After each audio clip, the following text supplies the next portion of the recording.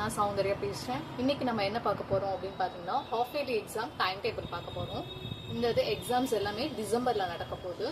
ஓகேயா போகிறோம். December 16th அன்னைக்கு தமிழ், 17th அன்னைக்கு இங்கிலீஷ், 18th அன்னைக்கு காமர்ஸ், 19th அன்னைக்கு எக்கனாமிக்ஸ், 20 அப்போ அக்கௌண்டன்சி, 23 அப்போ பிஸ்னஸ் மேத்ஸ். ஸோ இந்த ஹாஃப் இயர்லியில் நம்மளுக்கு ஃபுல் போர்ஷன்ஸ் வரும். நம்ம இதை ஒரு தடவை ஒழுங்காக படித்தோம் அப்படின்னா நம்மளால பப்ளிக் எக்ஸாம்ஸ் நல்லா பண்ண முடியும். இதுதான் நம்மளோட இனிஷியல் ஸ்டேஜ் அப்படின்னு சொல்லுவோம். இந்த எக்ஸாம்ஸ் நம்ம எழுதி பார்க்க தான் நம்மளுக்கு பழகுமே. அப்போ தான் நம்மளோட எக்ஸாம்ஸில் ஸ்பீட் வரும்.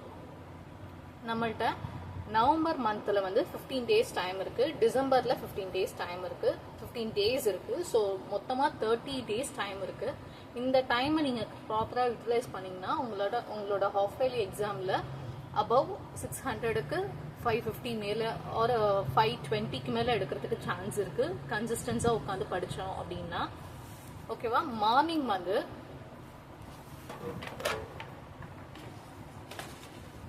மார்னிங் ஒரு 5:30 போல நம்ம எந்திரிச்சிட்டு 7 o'clock வரைக்கும் படித்தோம் அப்படின்னா 1.5 hours இருக்குது. அந்த டைமை நல்லா யூட்டிலைஸ் பண்ணிக்கணும். மார்னிங் கஷ்டமான உள்ள தியரி சப்ஜெக்ட் அந்த மாதிரி எடுத்து படிக்க ஸ்டார்ட் பண்ணுங்க. அது கொஞ்சம் ரொம்ப யூஸ்ஃபுல்லாக இருக்கும் உங்களுக்கு. ஈவினிங் சம்ஸ் போட ட்ரை பண்ணுங்க. மேக்ஸும் அக்கௌண்டன்சியும் ட்ரை பண்ணுங்க. ஒரு 2 hours அக்கௌண்டன்சி ஒரு மேக்ஸ், அப்படி இல்லைன்னா அதுக்கப்புறம் 1 hour நீங்கள் தியரி சப்ஜெக்ட் படிக்க ஸ்டார்ட் பண்ணுங்க. இப்போ நீங்கள் படித்ததை முக்கியமாக என்னென்னா கியூமுலேட்டிவ் ரிவிஷன் அப்படின்னு சொல்லுவோம். படிக்கிறத விட படித்ததை ஞாபகம் வச்சுக்கிறது தான் ரொம்ப பெருசு. நம்ம படித்தது டக்குன்னு மறந்து போயிடும். பட் எதாக இருந்தாலும் ஒரு லிங்க் பண்ணி படிங்க. டே டு டே லைஃபோட நடக்கிற திங்ஸை கனெக்ட் பண்ணி படிச்சிங்கன்னா உங்களுக்கு நல்லா ஞாபகம் இருக்கும். மக்கப் பண்ணாதீங்க, என்னங்கிறத புரிஞ்சு படிங்க. தென் நீங்கள் படித்ததை ரிவைஸ் பண்ணிகிட்டே வரணும். ஃபார் எக்ஸாம்பிள், இன்னைக்கு நான் ஒரு சாப்டரில் 5 questions படிக்கிறேன் அப்படின்னா அந்த 5 questions-ஐ படிச்சுட்டு திரும்ப அந்த 5 questions ரிவைஸ் பண்ணதுக்கு அப்புறமா அடுத்த 6th question போங்க. 6 to ஒரு 10 questions இருக்கா, அடுத்த 5 questions இருக்கா, அந்த 5 questions-ஐயும் படிங்க.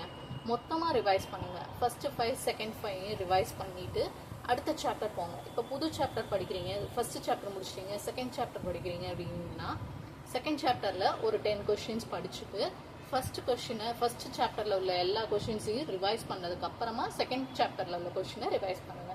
இப்படி ரிவைஸ் பண்ணீங்கன்னா உங்களுக்கு ரொம்ப ஞாபகமாக இருக்கும்.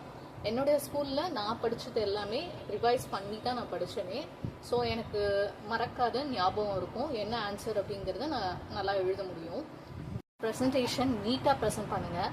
அக்கௌண்டன்சி அப்படின்னா date, particulars, amount, debit, credit எல்லாமே கரெக்டாக எழுதுங்க. அந்த கொஷின் என்ன கொடுத்துருக்காங்கங்கிற கிவனை மென்ஷன் பண்ணுங்கள்.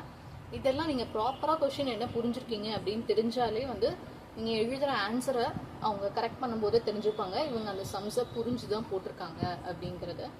உங்களுடைய வே ஆஃப் ப்ரெசன்டேஷனில் தான் உங்களுடைய மார்க்ஸ் இருக்குது. ஸோ நல்லா ப்ரெசென்ட் பண்ணுங்கள், நல்லா ப்ரிப்பேர் பண்ணுங்கள். உங்களுடைய எக்ஸாம்ஸ்க்கு ஆல் தி பெஸ்ட். தேங்க்யூ.